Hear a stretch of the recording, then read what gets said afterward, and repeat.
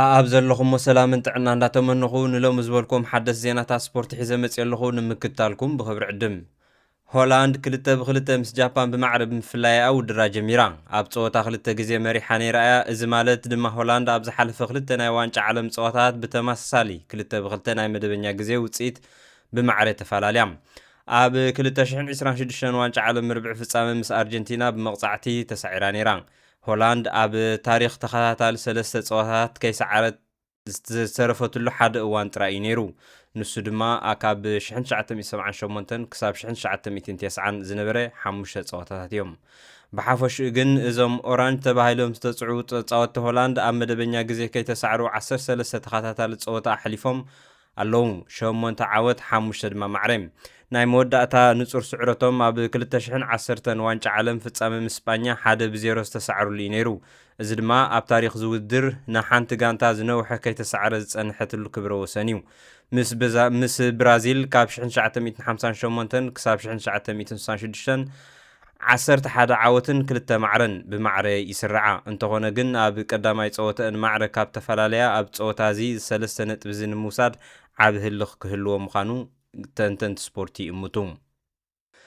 ሽወደን ምስ ቱኒዝያ ኣብ ዝገበረቶ ፀወታ 5-1 ብዝኾነ ዘገርም ዓወት እያ ጀሚራ ሕጂ ድማ ኣብ ታሪክ ዋንጫ ዓለም ካብ 1958 ነጀው ንፈለሙ እዋን ኣብ ታሪክ ድማ ንኻልኣይ እዋን ጥራይ እዩ ክልተ ናይ መጀመርታ ናይ ምድብ ፀወታ ተኸታታሊ ክትስዕር ከም ትፍትን ከም ዘላዊን ክኢላታት ይሕብሩ ኣለዉ ናብዚ ናይ ሎሚ ፀወታ ምስ ንኣቱ ኣብ ሆስተን ስታዲየም ብኣቋፃፅራ በርሊን ታይም ሰዓት 7 ዝጀመረ ፀወታ መንጎ ሆላንድን ሽወደንን ብምኩር ማእከላይ ዳኛ እንግሊዛዊ ሚካኤል ኦሊቨር ተጀሚሩ ስልቲ ፀወታ ሆላንድ 4-3-3 ሽወደን ድማ 3-5-2 ክልቲአን ሃገራውያን ጋንታታት ምኩራት ተፃወቲ ዘለዎን ክለባት እየን መንንቲ ስዕር ግን ሆስተን ስታዲየም መልሲ ድሕሪ 9 ደቂቕ ክህብ ኣሰልጣና ሃገራዊት ጋንታ ሆላንድ ኮማን ምስ ኣሰልጣና ሃገራዊት ጋንታ ሽወደን ፖተር ዊን ቀሊል ዝኾነ ተመክሮ ስለ ዘይብሎም ፀወታ እዚ ተሃራፊ ይገብሮም ፀወታ ብዓብላልነት ሃገራዊት ጋንታ ሆላንድ ይቕፅል 78-24 ኣይደንጎየት ተፃወቲ ኮማን ሬንጀርስ ንናይ ፀጋም ተኸላኻላይ ጋክፖ ኣቐበሎም እቲ ናይ ሊቨርፑል ተፃዋታይ ኩዕሶ ሒዝዋ ናብ ልዳት ተፀጊዑ ንወዲ ጋንትኡ ሮቢ ኣቐበሎ ሮቢ ኣይተጋገየን ሸቶ መዝጊብዋ ሆላንድ 1 ሽወደን 0 ብልጭታ ኣራንሺ ዘብርህ ጂኔስ ንሽወደን ሰጊሮማ ሞው ብሬይ ካብ ቢቢሲ ኣብ ዝሃቦ ርእይቶ እዩ ኣብ መበል 13 ደቂቕ ኣጥቃዓይ ሃገራዊት ጋንታ ሽወደን ጆከረስ ብርእሱ ዝፈተና ዘይሰለጦ ፈተነ ነይራ ጽቡቕ ምንቅስቓስ ዘርእዩ ዝነበሩ ሆላንዳውያን ኣብ መበል 17 ደቂቕ እቲ ሓደገኛ ተኸላኻላይ ድመፍረስ ንብሮቢ ኣቐበሎም ብሮቢ ሙሰኪዕ ጸንቢርዋ ንዕኡ ንጋንቱን ክልተ ሸቶ ኣውፂሩ ኣብ ውሽጢ 17 ደቂቕ ይበል ውህደት ተፃወቲ ኮማን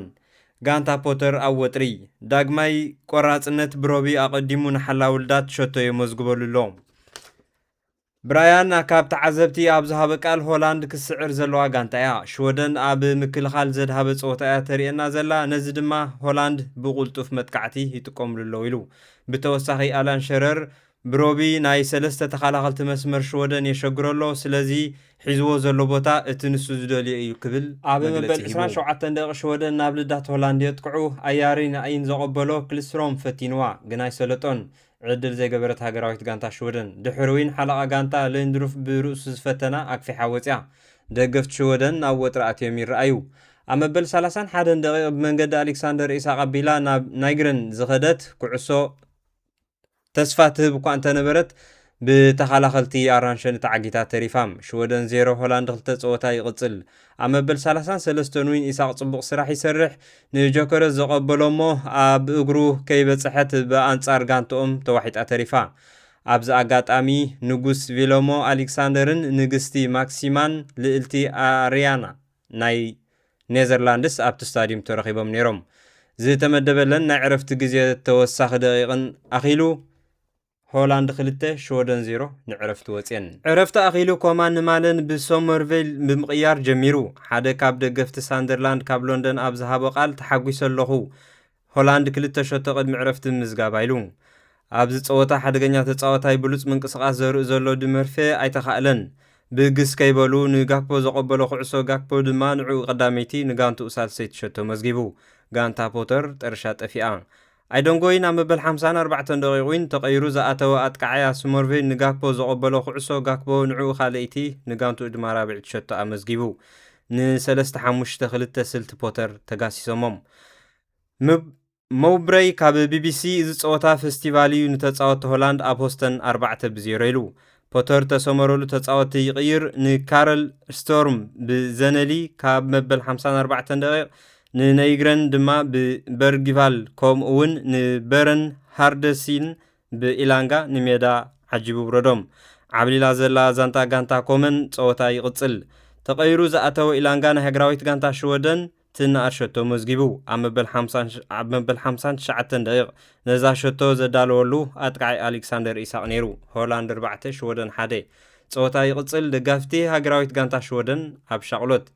ዳኛ ኦሊቬና ኣያሪ ብብጫ ካርድ ንፈለማ ግዜ ይመዝዝ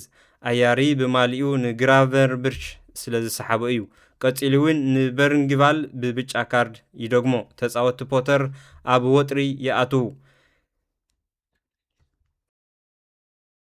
ብኣንጻሩ ደገፍቲ ኣራንሸኒ ብፍሽኽታ ይጭድሩ ንኩሉ ግዜ ኣለዎ ክብልኻ ከምዚ እዩ ፀወታ ክውዳእ 1 ደቂቕ ምስ ተረፎ ሃገራዊት ጋንታ ሆላንድ ሸቶ ተመዝግብ ተቐይሩ ዝኣተወ ኣጥቃዓያ ሶመርቬይ ደቢ ደንፋይ ዘቐበሎ ኩዕሶ ሆላንድ 5 ሽወደን 1 ተወሳኺ 5 ደቂቕ ተዋሂበን ዝነበረ ለውጢ ኣይነበረን ብገፊሕ ሃገራዊት ጋንታ ሆላንድ 5-1 ተዓዊታ